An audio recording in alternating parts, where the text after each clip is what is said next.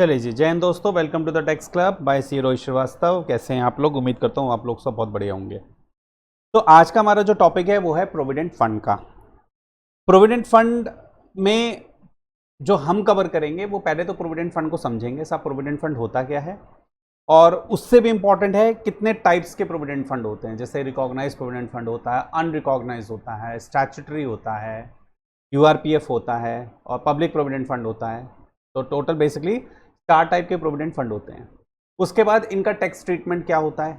Employ का contribution होता है, उसमें एम्प्लॉयर का कंट्रीब्यूशन होता है, एम्प्लॉय के कंट्रीब्यूशन पे कुछ इंटरेस्ट होता है, एम्प्लॉयर के कंट्रीब्यूशन पे भी इंटरेस्ट होता है, एम्प्लॉय के कंट्रीब्यूशन का क्या टैक्स ट्रीटमेंट है, एम्प्लॉयर के कंट्रीब्यूशन का क्या टैक्स ट्रीटमेंट है और उनके इंटरेस्ट पर क्या टैक्स ट्रीटमेंट होता है। इसके साथ हम सेक्शन 10, 11 और सेक्शन 10, 12 भी पढ़ेंगे, वो भी हमें पढ़ना है। तो देखा जाए काफ़ी सारी बातें हैं प्रोविडेंट फंड के अंदर पढ़ने के लिए। तो इस टॉपिक को भी हम एक वीडियो में कवर नहीं करेंगे, 2-3 वीडियोस बनाएंगे अलग अलग, ताकि आप 15-20 मिनट के एक वीडियो को समझो। उसके बाद उससे ही कोरिलेट हमारा सेकंड वीडियो होगा जिसमें हम आगे और प्रोविडेंट फंड से रिलेटेड बात करेंगे, फिर क्वेश्चंस वगैरह देखेंगे। ठीक है, तो इस तरह से कुछ हमारी हायरार्की रहेगी प्रोविडेंट फंड को कंप्लीट करने की। बहुत इंपॉर्टेंट है प्रैक्टिकल लाइफ के लिए भी और एग्जाम के पर्सपेक्टिव से भी। चलिए जी, तो हम शुरू करते हैं। प्रोविडेंट फंड क्या होता है पहले ये समझ लेते हैं। तो अब यहां पर जितना मैंने मैटर लिखा हुआ है इसका डिस्कशन करने से पहले, भाई यहां पर जितनी भी बातें लिखी हुई हैं इसका डिस्कशन करने से पहले एक लेमन टर्म में समझ लेते हैं साहब प्रोविडेंट फंड क्या होता है। पीएफ एक्ट 1925 या 1968 कैसे एप्लीकेबल होगा, क्या एप्लीकेबल होता है और क्या तरीका होता है प्रोविडेंट फंड में कॉन्ट्रीब्यूशन वगैरह करने का, वो एक सब अलग बात है। लेकिन मेरा जो सबसे पहला क्वेश्चन आता है वो क्वेश्चन ये आता है कि साहब प्रोविडेंट फंड क्यों बनाया जाता है, वाई। सबसे पहला क्वेश्चन यही आता है कि साहब प्रोविडेंट फंड होता क्या है और क्यों बनाया जाता है। देखिए होता क्या है कि मान लीजिए एबीसी लिमिटेड में मिस्टर आर काम करते हैं, एम्प्लॉय हैं यहां के फॉर एन एग्जाम्पल, और इनको महीने की 50,000 रुपए सैलरी मिलती है। मिस्टर आर जो कि एबीसी लिमिटेड में काम करते हैं और इनको 50,000 रुपए की सैलरी मिलती है, हर महीने अपने 50,000 रुपए लेके अपने घर चले जाते हैं, कोई दिक्कत नहीं साहब। मिस्टर आर की आज एज है 25 साल। उम्मीद करते हैं अगले 35 साल तक और काम करेंगे, मतलब जब ये 60 के हो जाएंगे तो ये जाहिर सी बात है रिटायरमेंट की बात करेंगे, तभी क्या होंगे, रिटायर होंगे, क्योंकि इनकी उम्र हो चुकी होगी और ये शायद तब उतना काम करने लायक नहीं होंगे। दोस्तों 1 मिनट देना, जरा कैमरे को मैं दोबारा सेटल कर देता हूं, ये थोड़ी सी दिक्कत कर रहा है। हाँ जी, तो ये 25 साल की उम्र है और उम्मीद करते हैं अगले 35 साल तक और काम करेंगे। 60 साल की उम्र होने के बाद ये रिटायर होना चाहेंगे, 60 या 62 साल, जितना भी इनकी, जैसे भी इनकी स्वास्थ्य ध्यान थे और जो भी कंपनी की पॉलिसी हो, 60 साल की उम्र में रिटायर होना चाहेंगे। अब रिटायर होने के बाद अब ये क्या करेंगे। रिटायर होने के बाद खाली बैठेंगे। अच्छा खाली बैठेंगे, क्या खाली बैठने से मंथली इनकम होती रहेगी? क्योंकि क्या ऐसा है कि 60 साल होने के बाद आपके खर्चे नहीं होंगे भाई, 60 साल होने के बाद आपके खर्चे तो और ज्यादा होने लगेंगे। क्यों? क्योंकि आपकी उम्र हो चुकी होगी, आपको 36 तरह की बीमारियां लग चुकी होंगी, बच्चे आपका साथ देंगे नहीं देंगे, क्योंकि बच्चे तो तभी साथ देंगे ना जब आपके पास भी पैसा होगा, कुछ मंथली इनकम आपकी होगी। आपके पास अगर मंथली इनकम कुछ नहीं है तो कैसे साथ देगा? कोई नहीं साथ देता दोस्तों, पैसों की बड़ी मोहमाया खराब है। तो 60 साल की उम्र होने के बाद जब रिटायर होंगे तो अगर ये गवर्नमेंट एम्प्लॉय हुए और अगर पेंशन वगैरह का प्रोविजन हुआ तो इनको महीने की पेंशन मिल जाएगी, इन केस अगर गवर्नमेंट एम्प्लॉय हुए। अगर ये गवर्नमेंट एम्प्लॉय है और अगर गवर्नमेंट में पेंशन के प्रोविजंस हैं, उस सेक्टर में पेंशन की बात होती है, तो ये महीने की पेंशन वगैरह मिलती रहेगी। लेकिन जरूरी नहीं है गवर्नमेंट एम्प्लॉय हो। एम्प्लॉय तो क्या गवर्नमेंट हो सकते हैं, प्राइवेट सेक्टर में बहुत सारे एम्प्लॉय होते हैं, उनके तो कोई पेंशन की बात नहीं होती। तो सब उनके लिए तो बड़ी दिक्कत है, वो क्या करेंगे रिटायर होने के बाद। तो गवर्नमेंट ने कहती है कि एक काम करिए, आप जब 60 साल के होंगे, आप रिटायर हो जाएंगे, आपके पास कोई पैसा नहीं होगा, तो बड़ी दिक्कत की बात हो जाएगी। आप एक काम कीजिए ना, आप अपनी हर महीने की सैलरी में से थोड़ा थोड़ा पोर्शन, आप अपनी हर महीने की सैलरी से थोड़ा थोड़ा पोर्शन, मान लीजिए 10%, मतलब 50,000 का 5,000 गवर्नमेंट कहती है हमारे पास पीएफ के नाम से जमा करते रहिए। आपको जो मिस्टर, देखिए मिस्टर आर, आप एक बहुत ही ईमानदार एम्प्लॉय हैं, आपको महीने का 50,000 रुपये सैलरी मिल रही है, और ये आपकी सैलरी तब है जब आप 25 साल के हैं। आपका हर साल, हर महीने या हर साल, या जैसे जैसे आपका प्रमोशन वगैरह होगा, जैसे जैसे आपका एक्सपीरियंस बढ़ेगा, वैसे वैसे आपकी सैलरी बढ़ती रहेगी। और अपनी सैलरी का बेसिक का, डीए का, वो एक अलग बात है, किस कौन से कंपोनेंट का लेते हैं, दैट्स अ डिफरेंट थिंग। आप अपनी सैलरी का 10% हमारे पास जमा कर दीजिए। कौन कह रहा है? ये कह रही है गवर्नमेंट, भारत सरकार, इंडिया की गवर्नमेंट कह रही है आप अपनी सैलरी का 10% हमारे पास पीएफ अकाउंट हम खोल के देते हैं, आप उसमें जमा करते रहिए। मिस्टर आर बोला कि हम जमा करूंगा मैं आपके पास, ऐसा क्यों, ऐसा क्या फायदा हो जाएगा मेरे जमा करने से? सरकार कहती है रुको भाई, सुनो क्या फायदा होगा, हम आपको उसके फायदे बताते हैं।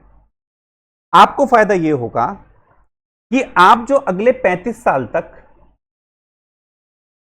हर महीने 10% पैसा हमारे पास पीएफ में जमा करोगे, जो पैसा आप जमा करोगे, पहली बात तो वो पीएफ में पैसा एक एक्युमुलेट हो जाएगा, मतलब बहुत सारा पैसा इकट्ठा हो जाएगा, एक्युमुलेट हो जाएगा, और उस पैसे पे हम आपको कुछ इंटरेस्ट भी देंगे, उस पैसे पे हम आपको कुछ इंटरेस्ट भी देंगे, ये भारत सरकार कहती है।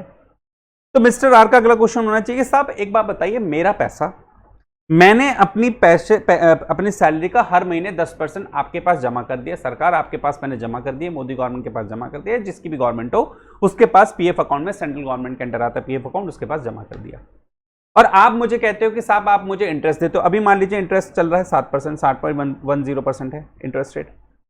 तो हो सकता है मिस्टर आर के दिमाग में आया, यार ये तो मुझे बैंक में मिल जाएगा, या मैं एसआईपी में पैसा डाल दूं, वहां पर भी रिटर्न मिल जाएगी, या शेयर्स पे पैसा लगा दूं, मुझे वहां पर भी रिटर्न मिल जाएगी, मैं सरकार आपके पास क्यों पैसा लगाऊं? तो भारत सरकार बोलती है रुक भैया, ऐसी बात नहीं है, ऐसा नहीं है कि हम सिर्फ 10% तुमसे ही ले रहे हैं, तुम्हारी सैलरी से ही ले रहे हैं, ऐसा नहीं है। जितना पोर्शन आप कंट्रीब्यूट कर रहे हो ना, कहां पर?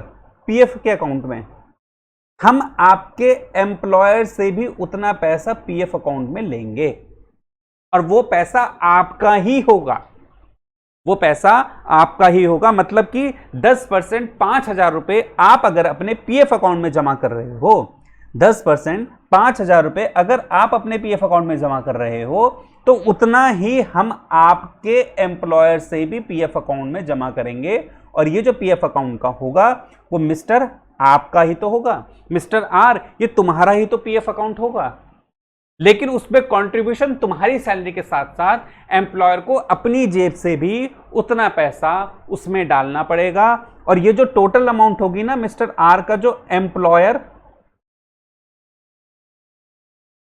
प्लस एम्प्लॉई दोनों के कंट्रीब्यूशन पे हम आपको इंटरेस्ट भी प्रोवाइड कराएंगे, दोनों के इंटरेस्ट पे, दोनों के कंट्रीब्यूशन पे हम आपको इंटरेस्ट भी प्रोवाइड कराएंगे। अब क्या मिस्टर आर पीएफ में कंट्रीब्यूशन करने से पीछे हटेगा? क्या मिस्टर आर अब पीएफ में कंट्रीब्यूशन करने से पीछे हटेंगे? जो मिस्टर आर थे क्या कहेंगे, अरे साहब बिल्कुल लीजिए, अरे भाई मेरा 10% जा रहा है सैलरी का, क्या हुआ, मेरे एम्प्लॉयर को भी पे करना पड़ रहा है। वो बात अलग है कि एम्प्लॉयर भी बड़ा चालू होते हैं, वो आपको सैलरी ही उतनी देंगे जिसमें अपना डिडक्शन ऑलरेडी लेस कर दे। सीटीसी सुना है आपने, कॉस्ट टू कंपनी, उसमें क्या होता है, पीएफ के जो अमाउंट जो एम्प्लॉयर को डालनी होती है वो ऑलरेडी उसमें सीटीसी में इंक्लूड होते हैं, तो वो उसमें से काट के आपको बताते हैं। तो बड़ा कंपनी भी बड़ी खेल जाती है इस चीज में। लेकिन अच्छी बात यह है कि इस तरह से ना हर महीने कुछ पैसा पीएफ अकाउंट में जाता जाएगा, गवर्नमेंट के पास जमा होता रहेगा, और जब आप रिटायर हो जाएंगे, अगर भाई देखिए नॉर्मली लॉक इन पीरियड्स का 15 साल होता है, लेकिन कुछ सिनेरियो में आप पहले भी निकाल सकते हो। नॉर्मली केस में 15 साल होगा, लेकिन आप मान लीजिए 35 साल बाद अपने पीएफ का पैसा निकाल लो, और ऑन एन एवरेज आप 12,000 14,000 रुपये आपको मंथली पड़ रहा है। भाई आपके प्रमोशन होगा, सैलरी बढ़ेगी, तो भी आपका पोर्शन भी तो बढ़ेगा ना। तो हम मान के चले ऑन एन एवरेज आपने पूरे साल, पूरी जिंदगी 35 साल 12,000 रुपये मंथली पीएफ का कॉन्ट्रीब्यूशन करा, तो 35 साल तक पीएफ में कॉन्ट्रीब्यूशन 12,000 रुपये, कितने लाखों रुपए की अमाउंट बन जाती है, फिर उस पर इंटरेस्ट। तो इस तरह से क्या जब मिस्टर आर रिटायर हो जाएंगे, जब 60 साल की उम्र वो अचीव कर लेंगे, और जब वो रिटायर हो जाएंगे, क्या उनके पास अपना कुछ पैसा रहेगा पीएफ के नाम से, जो एक अच्छी खासी 15, 20, 25, 30 लाख की अमाउंट बन चुकी होगी, और उनके लिए रिटायर होने के बाद भी उनके पास फंड की कमी नहीं होगी, वो अपना खर्चा स्वयं चला सकते हैं, और इस तरह से उनका बुढ़ापा बहुत ही सुखमय तरह से बीत सकता है। ठीक है, तो पीएफ में कंट्रीब्यूशन करना मैंडेटरी होता है, पीएफ एक्ट बना हुआ, लेकिन किस पे मैंडेटरी है, किस पे नहीं है, किस तरह के पीएफ अकाउंट को बनाना चाहिए, क्या कौन सा था एसपीएफ, कौन सा होता है आरपीएफ, वो हम बात करेंगे। लेकिन अभी हम पहले सिनेरियो समझना चाहिए कि सब प्रोविडेंट फंड है क्या, क्यों गवर्नमेंट अपने पास मेंटेन करती है। अच्छा, अब दूसरा क्वेश्चन यहाँ पर यह आता है कि गवर्नमेंट कह रही है कि भैया हम आपका पीएफ अकाउंट मेंटेन कर रहे हैं। गवर्नमेंट ने कहा ये जो पीएफ अकाउंट है ये सेंट्रल गवर्नमेंट के अंडर रहता है, सेंट्रल गवर्नमेंट के अंडर रहता है पीएफ अकाउंट।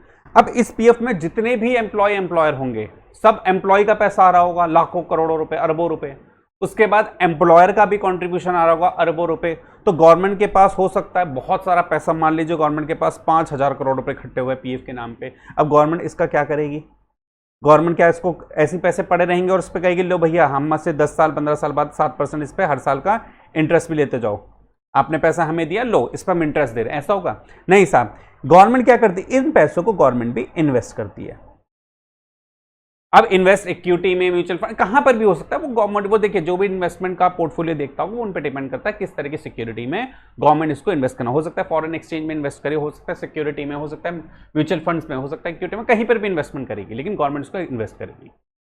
ठीक है, अब इन्वेस्ट करने के बाद उनके पास गवर्नमेंट भी इस पर कुछ पैसा कमाएगी। हो सकता है गवर्नमेंट इस पर 9, 10, 12% का रिटर्न कमाए। भाई तभी तो, जब गवर्नमेंट को कुछ बेनिफिट होगा तभी तो गवर्नमेंट आपको इंटरेस्ट देगी। गवर्नमेंट ने हो सकता है 12% का इस पर रिटर्न कमाया, तो 12% में से 7% आपको देते, गवर्नमेंट को कितना बेनिफिट हो गया? 5% गवर्नमेंट ने कमा लिया, रख लिया अपने पास। गवर्नमेंट को तो बैठे बैठे पैसा मिल गया, 5,000 करोड़ मिल गया बैठे बैठा। और ये 5,000 करोड़ में बहुत छोटी फिगर बता रहा हूं, और भी ज्यादा हो सकती है, मैंने जस्ट एन एग्जाम्पल लिया। तो गवर्नमेंट को तो बैठे बैठे 5% मिल गया, उन्हें कुछ नहीं करना पड़ा, पैसा आ गया, इन्वेस्ट कर दिया। और ये मैं 12% मिनिमम कह रहा हूं, 15, 14, 15, 16, 18 कुछ भी हो सकता है, अलग अलग पोर्टफोलियो में अलग अलग जगह इन्वेस्ट होता है वैसा। तो इस तरह से गवर्नमेंट को भी बेनिफिट होगा, और सबसे बड़ा बेनिफिट तो एम्प्लॉय को हो गया कि उसको उसके रिटायरमेंट का पैसा मिल गया। रिटायरमेंट होने पे उसको उसका एक फंड मिल गया जिसका बुढ़ापा आराम से गुजर सकता है। ठीक है, तो इस तरह से होती है हमारे पीएफ की बंद। अच्छा, अब इसमें ना एक ऑप्शन और होता है, अभी हम उसको बाद में डिस्कशन करेंगे। एक ऑप्शन उसमें क्या होता है, इसमें एक ऑप्शन होता है कि हर एम्प्लॉयर को ये ऑप्शन दिया जाता है कि या तो आप पीएफ अकाउंट खुलवा लो, एम्प्लॉयर अपना एम्प्लॉय का पीएफ अकाउंट खुलवाओ सेंट्रल गवर्नमेंट के अंडर, और उसमें एम्प्लॉय की सैलरी में से डिडक्ट कर दो और पीएफ अकाउंट में जमा करो, और तुम भी इसमें जमा करो और गवर्नमेंट के पास अकाउंट मेंटेन रखो। भाई जैसे हमारे वाले एग्जाम्पल में अब क्या करेगा हम, एबीसी लिमिटेड, देखिए हमारे वाले एग्जाम्पल की अगर मैं बात करूं तो यहां पर एबीसी लिमिटेड, हमारे वाले एग्जाम्पल में एबीसी लिमिटेड 5,000 रुपए गवर्नमेंट के पास पीएफ अकाउंट में जमा करेगा, और मिस्टर आर को जो सैलरी देगा उसमें से भी पीएफ का पैसा काट लेगा और पीएफ अकाउंट में जमा करेगा, और ये पीएफ अकाउंट सेंट्रल गवर्नमेंट के पास है। तो इसका मतलब रिस्पॉन्सिबिलिटी किसकी होती है पैसा काटने की? पीएफ के एम्प्लॉयर की रिस्पॉन्सिबिलिटी होगी कि जब भी वो अपने एम्प्लॉय को सैलरी देगा उसमें से पहले पीएफ के अमाउंट डिडक्ट कर लेगा, 5, 7, 8, 10, 12% जो भी होगी, और उतना पैसा गवर्नमेंट के पीएफ अकाउंट में जमा कर देगा, और वो पीएफ अकाउंट गवर्नमेंट मेंटेन करेगी, जिससे वो इन्वेस्ट करेगी, रिटर्न बाद में देती रहेगी। ठीक है, ये एक नॉर्मल सिनेरियो है। लेकिन एक ऑप्शन और ही होता है, हम इसको बाद में डिटेल में डिस्कशन करेंगे, कि एबीसी लिमिटेड को एक ऑप्शन दिया जाएगा कि भैया मिस्टर आर की सैलरी से आप 5,000 रुपए फॉर एन एग्जाम्पल पीएफ का पैसा काटो, और इस पैसे को पीएफ अकाउंट में जमा करो। और ये तो अब मिस्टर आर का कंट्रीब्यूशन हो गया, आपको भी कंट्रीब्यूशन करना पड़ेगा, 5,000 मिस्टर आर का, 5,000 एम्प्लॉयर का, टोटल 10,000 रुपए कंट्रीब्यूशन हो गया पीएफ अकाउंट में। अब लेकिन गवर्नमेंट कहती है कि ये पीएफ अकाउंट या तो हमारे पास खोल लो, या फिर आप अपना एक ट्रस्ट बनाओ और उस ट्रस्ट में पीएफ अकाउंट खोलो और वहां पे वो पैसा जमा करा दो, और हम जैसा कहते हैं वैसा वो पैसा इन्वेस्ट करना, और पैसे आप अपने पास रखो पीएफ के। लेकिन ये एबीसी के पैसे नहीं, ये पैसे मिस्टर आर के ही है।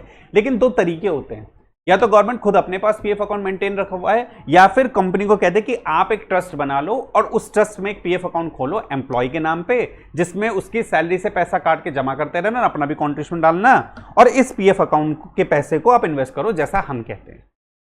तो ये भी एक ऑप्शन देती है गवर्नमेंट। तो बहुत सारी कंपनी में यही होता है, वो क्या करते हैं अपने पास ही पीएफ अकाउंट खोल लेती हैं, और जो पैसा एम्प्लॉय का आता है उसे इन्वेस्ट वगैरह करते हैं, रिटर्न कमाते हैं, बाकी जो एम्प्लॉय का पोर्शन होता है इंटरेस्ट वगैरह उसको पे कर देते हैं। ये तरीका ये होता है, ये एक्चुअल में होता है, ये बहुत सारी कंपनी फॉलो करती हैं। ठीक है, ये एक तरीका हम बाद में इसका डिटेल में डिस्कशन करेंगे।